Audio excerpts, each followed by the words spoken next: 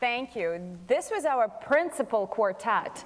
Good morning. My name is Natalia Staneva. I'm Executive Director of the New West Symphony. And I'm here today with our soloist for the upcoming concert, as well as our guest conductor, Maxim Eshkenazy.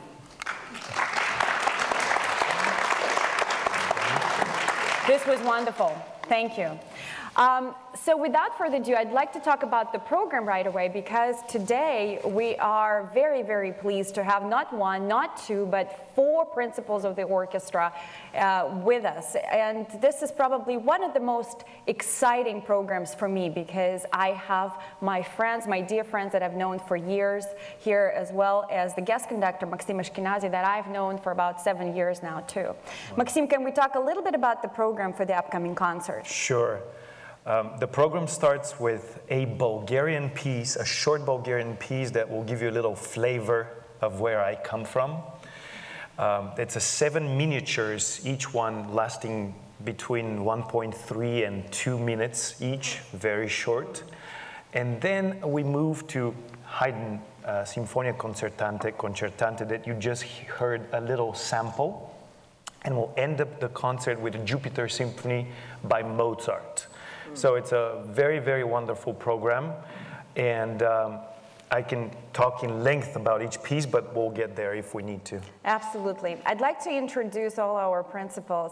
It's such a delight. I'd like to start with Danielle. Danielle Belen is our concertmaster, New West Symphony concertmaster. Mark Tanner is principal cello. Lara Wickes is principal oboe, and Duncan Massey is our principal bassoon. So welcome.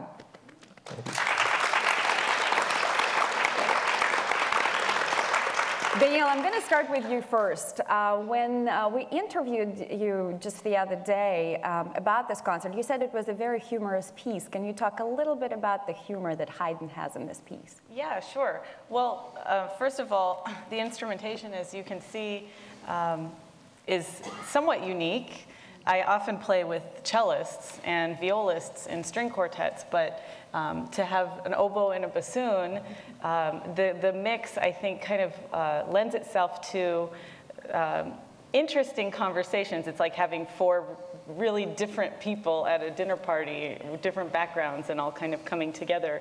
So I think some of the humor actually Haydn plays on between the conversations between instruments that hardly ever play solos together. Like Duncan and I have quite a few special moments, bassoon and violin. And actually not many people know this, but and I'm not saying this to kiss up to you guys, but bassoon and oboe are by far my favorite wind instruments. They really are. They really are. She's kissing up. No, and actually, the bassoon is my secret instrument. If I could play any other instrument, I would choose to play the bassoon. No, because you don't want to. I'm really not kidding. Yeah, just show them the case. I just love it. I think it just has great qualities. And so I think a lot of the humor, yeah, comes in these little witty conversations, and you saw a really good example of it. We just performed the cadenza, which is when we kind of let loose and the orchestra stops playing and it's just the 4 of us. So you'll be hearing that at the end of the first movement at the concert. Thank you, Danielle. Mark, how does it feel to play with your fellow principals? Oh, it's such a pleasure. I've been coming to this orchestra now for over 10 years, and I've gotten to know Danielle. I've gotten to watch her grow up, and it's such a pleasure. Not just you. We just talked to Maxim and I talked yesterday. Maxim has known Danielle for 12 years, and for me, it's going all the way back to American Youth Symphony as well. And it's such a pleasure now to actually be able to work with her as a concertmaster and play things like this. And then with my wind colleagues, Lara I've known for a few years, and we've had some great times together. And Duncan, we haven't had as much of a chance to chat as others. Yeah, string players don't talk to winds, because they're behind them and they don't even look back. And I met Maxim the first time in a 4-seat airplane. Strange situation. You should probably tell them in 3 words what happened that day. Maxim had an interest in flying. He was learning how to fly, and I had just relatively recently gotten my pilot's license. So he rented a plane, and he flew to Camarillo to pick me up. And we were just going out and looking at the Channel Islands and things like that. And we came back, and there had been a small incident on the airport, and we were not allowed to land. I just can't remember what was the incident. Somebody didn't open the undercarriage. So we flew circles around this Camarillo airport for 45 minutes. Looking at our fuel going down. So then, now I've had the opportunity for really the first time, I think, to work with Maxim as a conductor. So it's been kind of fun to know these people in different environments, different roles. And now we're here all, Officially. Lara, was oboe the first instrument that you played in college and high school? Or? No, I desperately wanted to play the oboe. I had a little Casio keyboard that I used to play when I was a kid, and it had 5 settings or something, and one of them was oboe. And that one, I just was obsessed with it. I just wanted to play. I didn't even know what it looked like. I just liked the sound of this fake oboe. And then when I was 11 years old and ready for band class, I was so excited to play the oboe, and some professional oboist let me try his oboe, and I turned about the color of this carpet, and almost nothing came out. So I played clarinet for 3 years, and then I actually really liked the clarinet. But when I got into high school, the oboist that was in our band quit, and I thought, well, what the heck, I'll try it for the year, and here I am. Excellent, excellent. And Duncan won the audition for the principal bassoon about a year ago. Yes. And this is your first season, full season as Yes. principal bassoon. So how do you find the orchestra? Are you blending in? Yes, the orchestra is a wonderful orchestra to work with. The wind section is a very good wind section. It's so easy to play in it. And the second row of woodwinds, the clarinets, and the bassoons, as a bassoonist, that's where you start with how you're going to play, how you can balance and tune with the second row, and it's been so easy. It's an excellent wind section and orchestra. It's just been very easy to join. Well, thank you for saying this, because I always brag to everybody who is willing to listen about New West Symphony how wonderful our musicians are. And I always talk about, oh, Mark, you can't believe it. He flies from Florida to be here with us, And Danielle, she's so talented. She's such a talented teacher. She has her own summer camp for talented students. So I brag about the symphony all the time. So it's such a delight to have them all here so you can see for yourselves. But I think it's also very important to hear from a guest conductor who's conducted the symphony before, and he's now coming here. It's probably your 3rd time conducting New West in some capacity. That's so true. And I wanted to ask you, you've grown tremendously yourself. You're a music director in Bulgaria, and you're also assistant conductor of Pacific Symphony Orchestra. So how does it feel to conduct New West Symphony? Well, the last time when I conducted the symphony was at least 2-3 years ago. It was Bruckner Symphony. Bruckner Symphony, the last minute call, there was some kind of... And so the orchestra has grown dramatically in those 3 years. I don't know how is that possible, or the last time I conducted it. It's a very refined orchestra, and also probably I have changed in those 3 years. And what's happening the last 2 weeks, I've conducted 6 different professional orchestras. So every time when you go in front of an orchestra, it's almost like going on a first date. At the first second, you know if it's going to work or not. And the last 2 weeks, I had one orchestra that I knew that it's not going to work out in the first second. And the concert came out kind of very questionable. But the other 5 were good, so it's good success rate. But what I meant is that when I got in front of the New West Symphony, the terrific New West Symphony, it's always nerve-wracking the first couple of seconds, because you have to say, well, my name is Maxim Eshkenazy, and the orchestra introduces themselves by the sound, and you know if it's going to work, and it's been the sound of the orchestra is so sweet. Of course, the principals create a lot of the sound, and Danielle's sound is so sweet, and Mark's sound is so beautiful. So the gelling happened very quickly, and it was very fun for me because we're doing quite a challenging program, and it's always, it's almost like dancing a tango. The first 5 minutes you're getting used to each other, and then you can do it. And it usually with conducting, it takes good 4 rehearsals before the orchestra get used to with my gestures. I get used to with their reaction of my gestures, so it takes a little time. So as a guest conductor, you have to go through that growth period with the orchestra. And what I can tell you, this orchestra is very, very high-end professional orchestra, and it's, I mean, it's the only one way you can judge orchestra always if the second bassoon is sharp. And you know what? Immediately you know you're playing with a very fine orchestra when the second bassoon is actually in tune. So, and that happened, and of course everybody on top can already build the Take chord. the credit for it. Yeah, we'll have to tell Bill you said that. Yeah. Well, I mean, Bill Woods would be happy, our second bassoon. You know, I wanted to remind you that you can find our concert information on our website. It's www.newwestsymphony.org. Meet the Artist is a community outreach program that we do every Thursday prior to our concert week. So you can find the information on the website about Meet the Artist as well as our programs. And I know that we just posted our next season. I'm very excited because we're opening the season with the fabulous violinist Sarah Chang.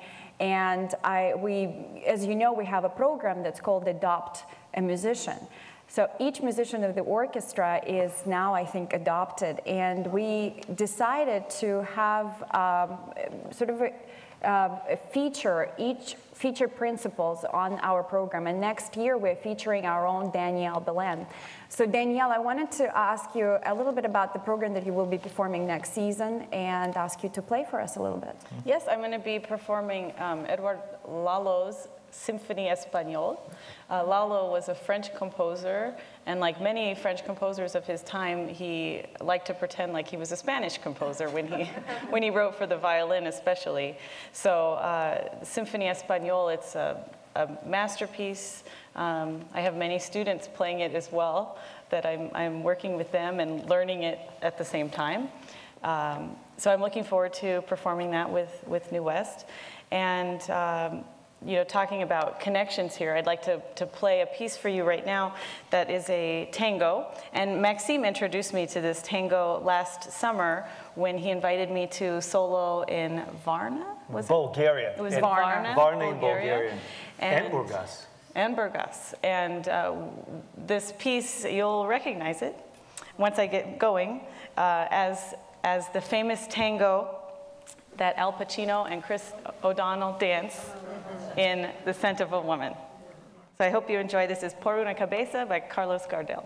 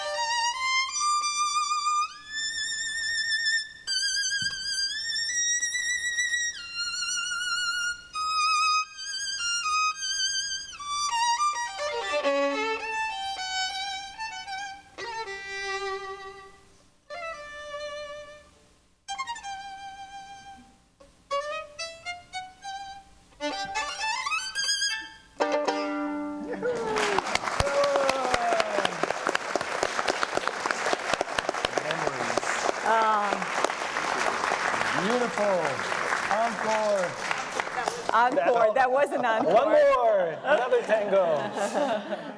Danielle, thank you. Danielle has been our concertmaster for about 2 years. Can you talk a little bit about your experience with the orchestra? Yeah, well, I've been concertmaster for just 2 years, but I've actually been in the orchestra for almost 8 years, I think, as assistant concertmaster with some opportunities playing concertmaster. But the last 2 years have been just wonderful. Even though this isn't a full-time orchestra, we don't have concerts every week, but I feel a connection to it as if it were a full-time orchestra, and especially with Natalia at the helm.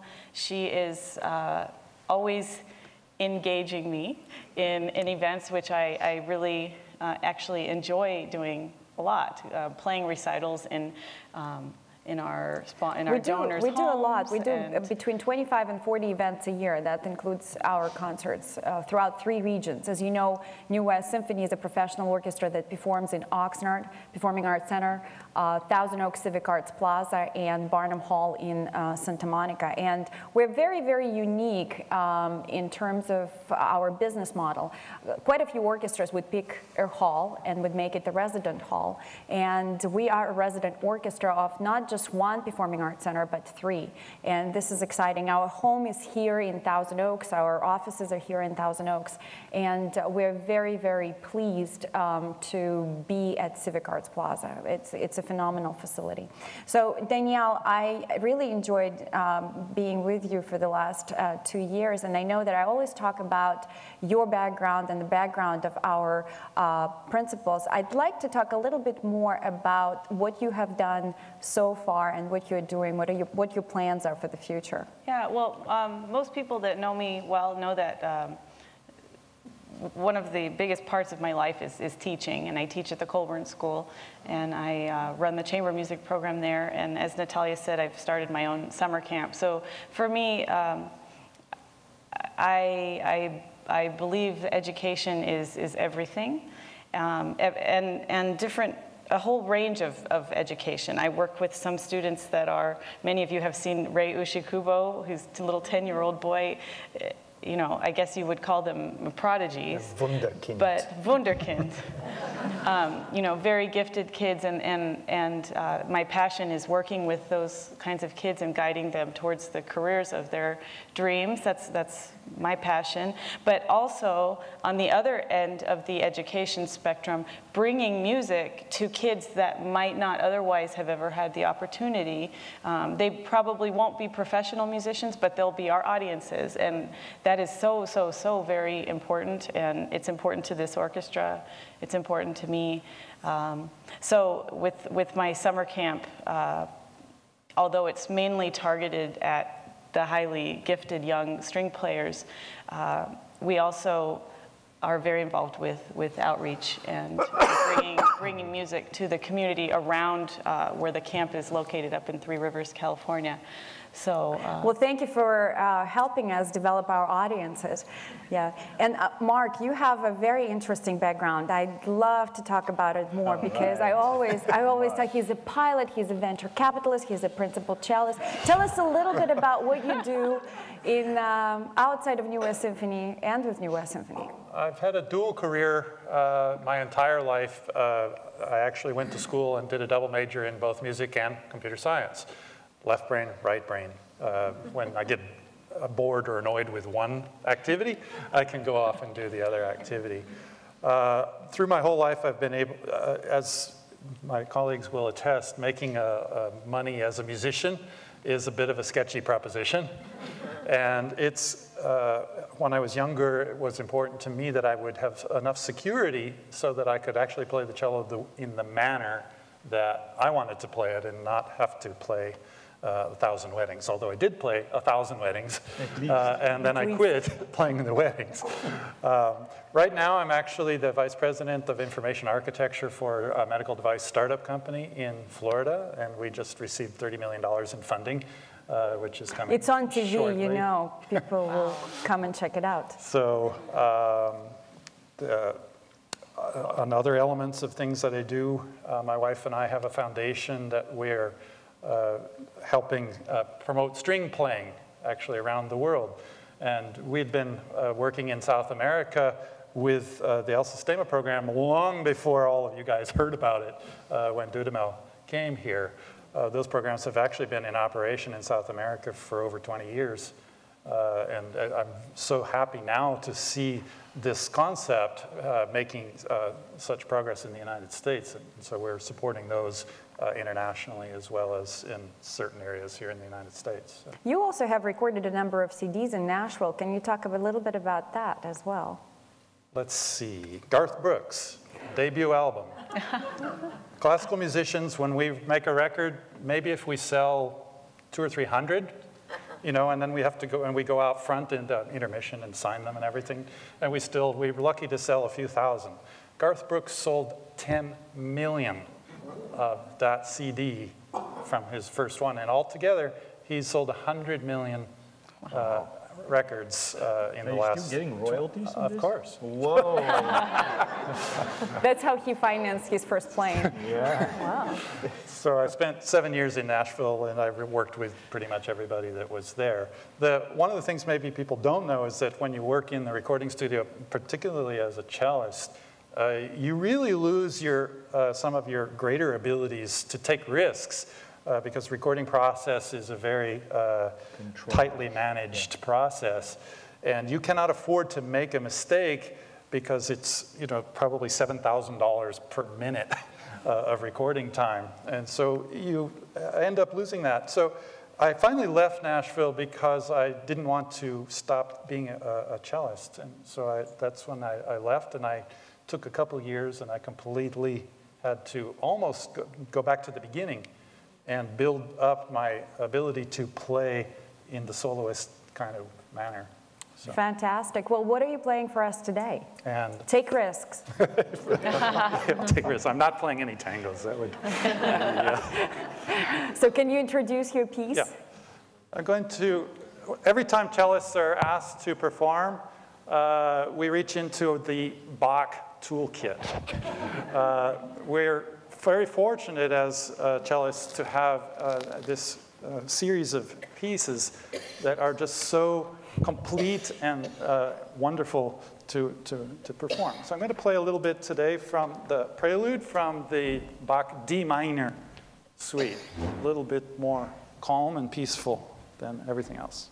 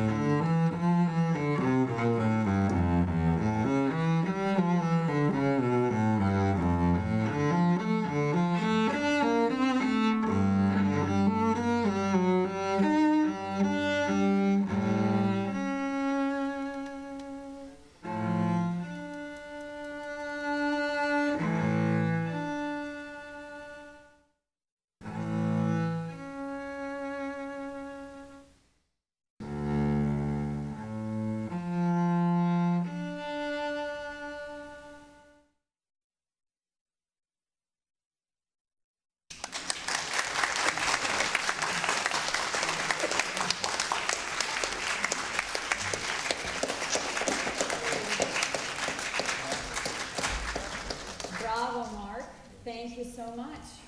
This was lovely. Well, I want to talk to Lara a little bit because Lara has been with the New West Symphony for about 2 years, and she was, before that she was subbing for a while, and we're now having permanent auditions, I think, in next month for principal oboe auditions. But she has a very interesting story. The first time she played, I want to talk about the first time that you played Haydn solo that you're playing on this concert. Can you tell us a little bit more?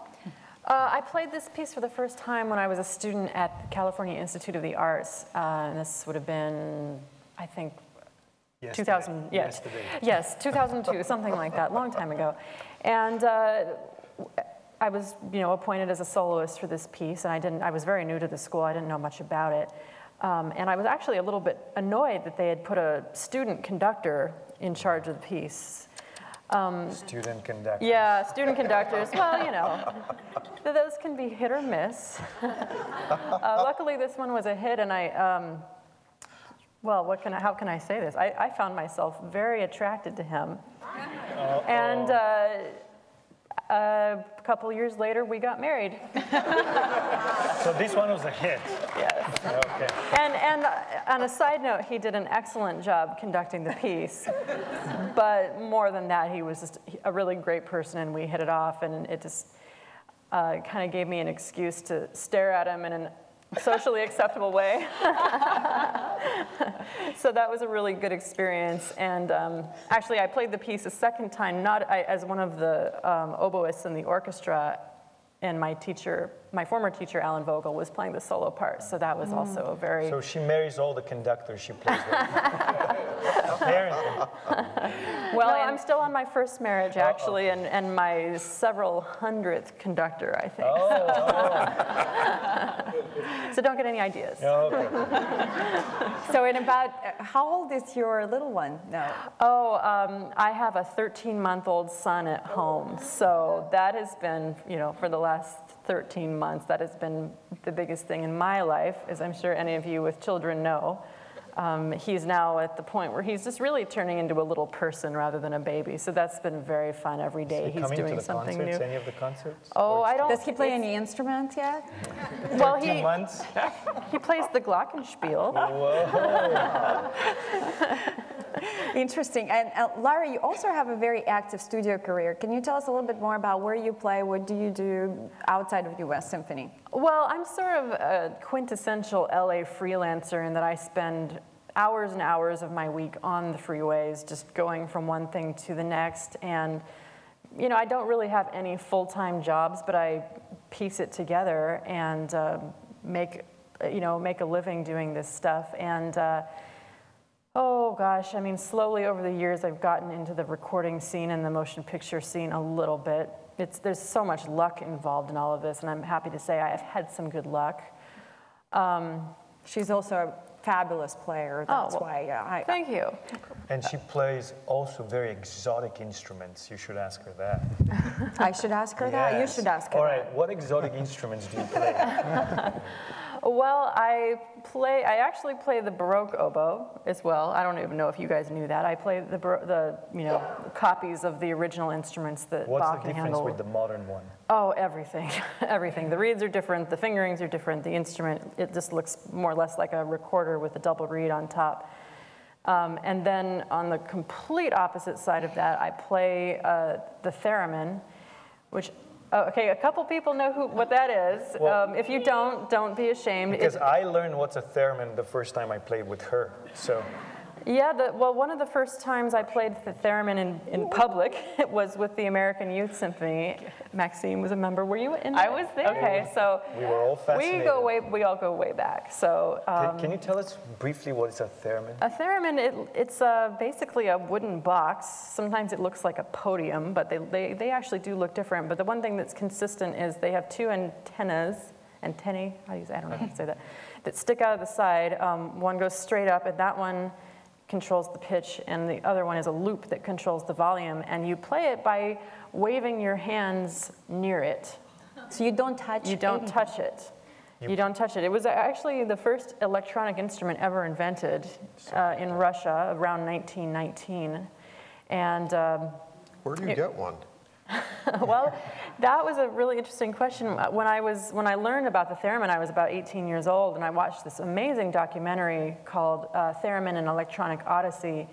It's all about the instrument and about the inventor, and it's a fascinating story. I mean, the inventor himself had such an interesting life, aside from making this instrument. But I was still living at home in Corvallis, Oregon at the time, and I just fell in love with this instrument. I thought it was so cool, and I was going around my house playing air theremin, but I had no idea where to get one.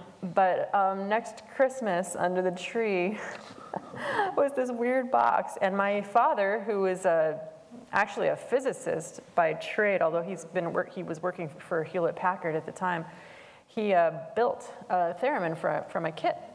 Wow. And so I was beyond thrilled, and I played this thing mostly as a hobby. Flash forward to, I think, probably almost 10 years later, I got the call from the American Youth Symphony to play in their concert in Carnegie Hall. And the part that I was supposed to play was actually really difficult, and unfortunately the limitations of this little kit theremin were raising some issues, so I smoothed it over with my dad, but I actually went and bought a really top-of-the-line nice theremin from Moog Music. Robert Moog, the inventor of the synthesizer. I think it's very important to listen to how it sounds, the theremin, and all of you know how it sounds, amazingly enough. If you watched any type of sci-fi movies from the 60s, 70s, and 80s, that when the UFOs start coming, that's the sound of a theremin. You hear it's also in the Spellbound Concerto. Okay. Yeah, you hear it in many things that you'll never think about it, but we've all heard it, but it's just the way it looks like. It's the most fascinating, because you don't touch anything. You wave your hands in the air, and it measures electrical wavelengths. If anybody wants to hear it out in the hall, I actually have Clara Rockmore's album on my phone. Oh, okay. So I also share an incredible interest in this instrument. I never dared to play it. It is actually an interesting instrument, and I think we invited a theremin player about 2 years ago to perform with a Spellbound Concerto with Sean Chan, who is performing at Nancy Israel's recital.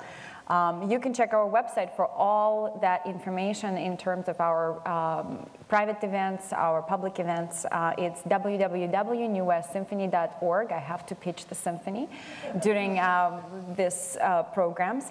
I wanted to talk a little bit to Duncan about your experience with New West Symphony after you passed the auditions. How was it for you to blend in, to become part of the symphony, and then now playing a solo? Well, something you said last night, we were rehearsing the Haydn, and we got to the second movement of the Haydn, and you stepped out to the auditorium, and you said, oh, it sounds much better out here from the, and a little tongue-in-cheek. But standing in front like this, and if you've never played in an orchestra, you have no idea how it sounds sitting in an orchestra with everything around you happening and being a part of it. It's an amazing experience. But sitting up in front, it's even more with the strings all behind us, and they're the energy, the engine of the piece. It's just an amazingly incredible experience to just be up there, and when you're not playing, it's like you're just being carried along by the music. And then when you play, then you have to play, and you have to be on and play. But it's really been a fabulous experience. And having our rehearsals, putting things together, deciding how we're going to do this and do that, it's been really quite a nice experience. Well, thank you for saying this. I wanted to talk to Maxim a little bit. Yesterday, I witnessed something. It was kind of interesting. During the second movement, Maxim gets off the podium and goes in the audience and starts listening, and Danielle conducts the entire, by playing a violin from the entire second movement. Maxim, what was the purpose of that? Well, the purpose, first let's go in 1792 when this piece was composed. 1792, imagine. The profession of a conductor was not yet established because it was not needed yet. most of the pieces that were composed Haydn or before Haydn really didn't need much of a conductor as, for example, Beethoven's Fifth Symphony needs. This piece cannot be started without a conductor or will take a long time.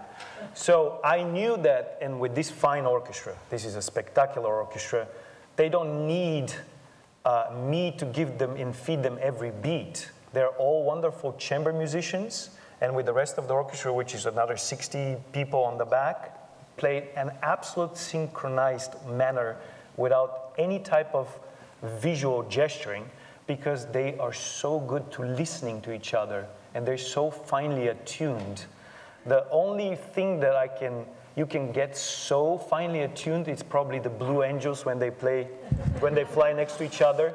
This is the only thing that can compare to the synchronization that happens in the orchestra. 60 people in absolute ensemble playing together without any visual cues.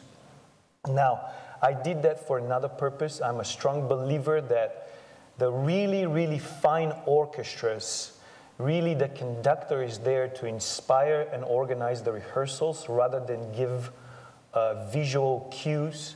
And when the orchestra becomes proactive rather than reactive, they start cueing each other, and then you get that, I call it it's a very fine European quality that I witness a lot, where the orchestra is actually taking control of the music, and the conductor is there to organize the rehearsal, to inspire them, and give them some maybe some tips here and there. So that's why I did, and the orchestra gelled so quickly, and it was unbelievable. About the pieces, may I say a couple of things? Because Absolutely. you will find interesting.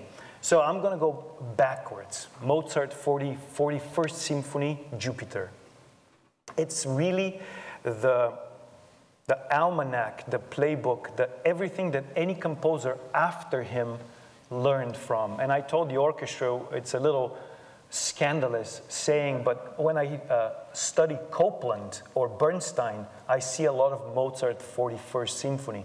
The way it's organized, the way it's structured, the way he switches beats on first to second beat, and then different instruments do that.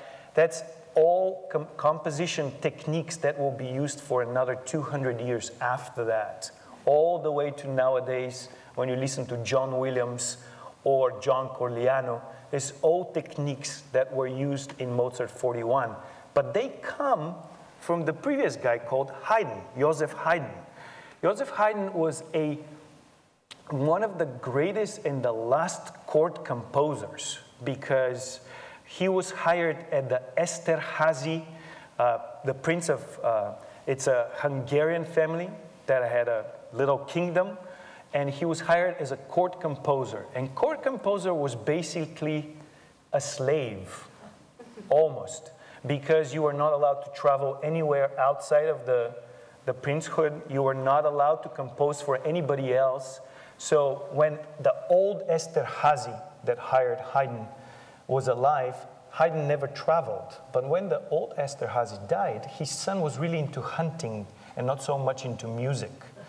And he let Haydn travel. So he went to London, and he was hired by a guy with the name of Salomon, that piece was composed for him. He was a violinist and an impresario. Having said all this, when you listen to that Haydn Sinfonia concertante, at one point you'll hear something that will remind you of Beethoven's Ninth Symphony that you will hear in your next program for the final concert in May. And there you can see the seeds of where Beethoven took a lot of. So Daddy Haydn was really the first one to synchronized and established what we call the classical style. Then Mozart took it. He was a court composer for a while, but then he became the first freelance composer. He broke all the barriers and had no financial security, but he said, I want to compose for the sake of composing, not for somebody's lunch. Because in Salzburg, if you go up at the Archbishop's Place, you will see the place where every lunch music must have been played when the Archbishop ate. So that was the music of Mozart, but he was the first freelance composer. And then came Beethoven, and he totally broke all the canons. And he said, you know, I compose only for the sake of music, had a psychological disorder, big one, certainly abused kid that had a really, really bad temper. He would scream at kings and princes. I mean, they will say something and he would start screaming uncontrollably. And you can hear that his music later on in Beethoven's 9th Symphony. So this concert that you will hear, oh, and the first piece of the concert, hold on, I forgot. So the first piece of the concert, I'm very excited because I'm bringing a little bit of taste and spices from my country. I was born and raised in the country, then was People's Republic of Bulgaria, now it's Republic of Bulgaria. And most of you know that 1989, there was a huge change in Eastern Europe at that time. So there was a composer called Pancho Vladigerov. Pancho Vladigerov composed this piece that you will hear at the beginning of the concert as a piano composition, 7 miniatures. And they were composed between 1930 and 1945. In 1960, he put them all together in a 7 pieces for string orchestra and orchestrated for a string orchestra. And what's very interesting, and a lot of colleagues, but they're not here, will attest to it, the rhythms that are in the folk music in Bulgaria that the composer uses are irregular meters. So we have, instead of 1, 2, 3, we'll have 1, 2, 3, 1, 2, 3. The third beat will be extended. So that's very characteristical of the Bulgarian folk music. So you, at the beginning, you're all coming to the concert, correct? If you don't have tickets, get them soon, because soon there will be, no, that's not true. We have 3 different performing arts centers, so you can definitely get a ticket in Oxnard Performing Arts Center on Friday, or Thousand Oaks Civic Arts Plaza on Saturday, and Barnum Hall in Santa Monica. You see, I know my stuff. Well, I do too. 8 p.m. Friday and Saturday, 4 p.m. in Santa Monica Barnum Auditorium.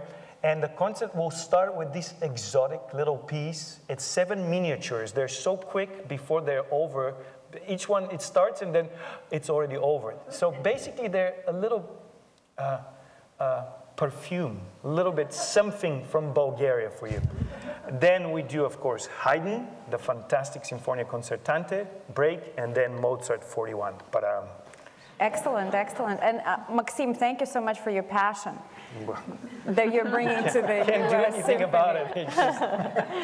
Well, you also have another passion. Maxim just came back from Bulgaria, and he conducted a number of orchestras and a number of children's concerts because he's a strong believer in education. Can you tell us a little bit more about what you do in Bulgaria? So I have a festival. And the festival has 3 programs. One is the festival in the summer where Danielle came and played 2 of the concerts last summer, which does big open-air concerts. But there's 2 other programs. Both of them are educational, but they're in a way different programs. One is, usually in US, every orchestra has an education program, and it covers the city where they perform, or the 3 cities that you perform. Mine covers 9 cities in Bulgaria, so it's huge. We cover 10 only in Ventura County. Here we go. Sorry. Sorry. But one thing you have to know about Bulgaria, the whole country of Bulgaria is half the size of LA in terms of population. And if you start driving straight line in 3 hours, you will be in a different country. So it's a smaller country, but we touch a lot of thousands and thousands of kids by sending professional musicians to the schools to show them their instruments and let them play them, all instruments from the orchestra. So it's not just knowing how they look and a little history of the instrument, but also to try it. Because once you try any instrument, then you appreciate how good Duncan is. Because if I've taken a bassoon lesson, playing bassoon, it's unbelievably difficult. Now, let's not talk about oboe, because this thing just doesn't want to play. It's so difficult. We're not going to get competitive. Okay. Anyhow, so we send 9 times, and then we gather them all in their 4th, 3rd, and 2nd graders. And what we do, we hire a very, very famous Bulgarian TV stars to be the anchors. So it's super awesome, and I conduct them. It's so much fun. The other one is family concerts where parents or grandparents bring their kids to experience music, but I do them many times, repeated, but in a very small setting, not more than 200 kids, so they can be very close, and sometimes they come and try to touch the instruments or sit on stage, so the experience is very immersing. I do believe in this because education truly, as Danielle said, is everything. Because you give me a society problem, any society problem, and you tell me you can't fix it with the education, I will laugh at you. Because any problem we have, if we approach it from the education point of view and early on help the kids understand the problem, we will not have wars, we will not have racism, we will not have social and so forth. On that brilliant note, I'd like to close this program and thank you for coming. And we're going to close this program with an encore that you're going to hear during the concerts. But we're going to give you a sneak peek. So please come and join us, bring a friend, and go to our website to check our schedule, www.newwestsymphony.org. Thank you. Nerds. Yes. Maxim, maybe you can introduce their encore. Is that Piazzola? Yes. And which one? Oblivion? Which one are you doing? Maybe I should announce. Yeah, why don't you do that? The only thing that... This is a very famous piece by Piazzola called La Muerte del Angel, and it was actually arranged for this instrumentation by our very own Bob Bachholt, who's our personnel manager. Wow. So Bob's not here, but this one's for you.